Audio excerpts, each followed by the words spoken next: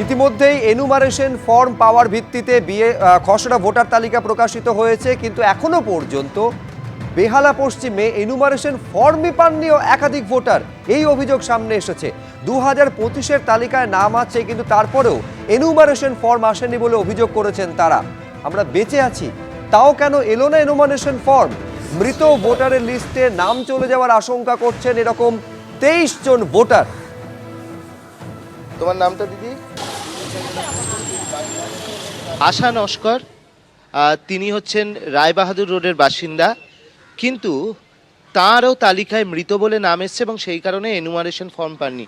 আপনার থেকে জানতে চাইবো, আপনি কি কবে কবে ভোট দিয়েছেন? আমি তো যখন ভোট হয়েছে তখনই ভোট দিই। আমি কোনোদিন, এই তো এবার যে লাস্ট হলো এবারেও ভোট দিয়েছি। আমি তো কোনোদিনও ক্যান্সেল করিনি ভোট, প্রতিবারই ভোট দিয়েছি। কিন্তু আমি এখন বুঝতে পারছি না যে আমার নামটা কেন কেটে দিয়েছে। 2002-এর তালিকায় আপনার পরিবারের নাম ছিল?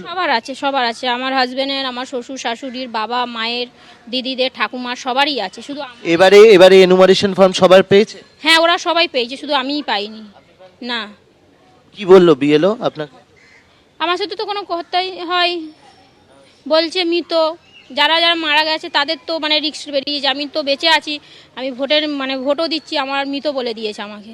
আধার কার্ড, ভোটার কার্ড সবই রয়েছে আশা নস্করের, এবং 2002-এর এই যে তালিকা, সেই তালিকায় তার মায়েরও নাম রয়েছে, কিন্তু তিনি এনুমারেশন ফর্মই পাননি। খসড়া তালিকা প্রকাশ হওয়ার একদিন আগেও তিনি পাননি। তার কারণ যেটা বলা হচ্ছে, যেটা অভিযোগ, যে মৃতের তালিকায় তার নাম রয়েছে এবং সেই কারণে এনুমারেশন ফর্ম তিনি পাননি।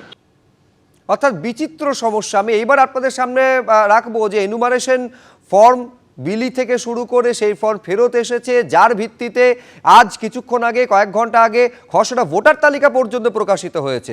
অথচ বেহালা পশ্চিমে এরকম একাধিক ভোটার রয়েছেন যাদের বাড়িতে এনুমারেশন ফর্ম পৌঁছয় পর্যন্ত নি।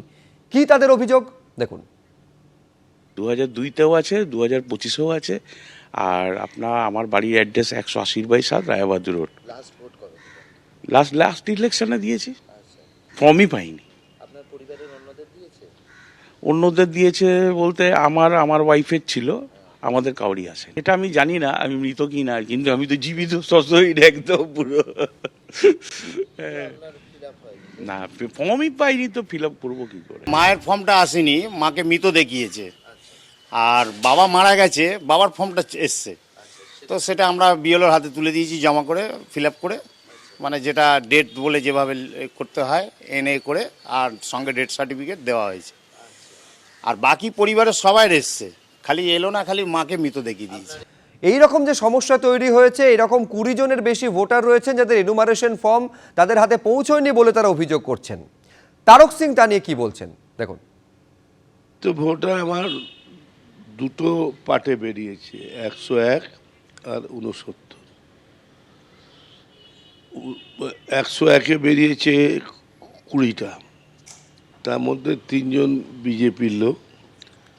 তারা তাদের ডকুমেন্ট আমাদের দিতে চায়নি, কিন্তু আমি এআরওকে কমপ্লেন করেছি, তাতে জানিয়েছি। আমি এআরওকেও ফোনে বলেছিলাম যে এই লোকগুলো জীবিত রয়েছে, আপনার বিএলও এসেছে, বিএলএ গিয়ে চেক করেছে, তাদের সই করা কাগজ আছে, তো এদের ফর্মটা দেওয়া হচ্ছে না।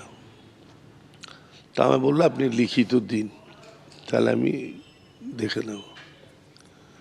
আমি লিখিত দিলাম 3 দিন। 26টা ধরুন ওয়ার্ডে যদি 20টা করে লোক বাদ যায়, তো 520 জন লোকের নাম বাদ হয়ে যাবে, 620 জনের বাদ হয়ে যাবে।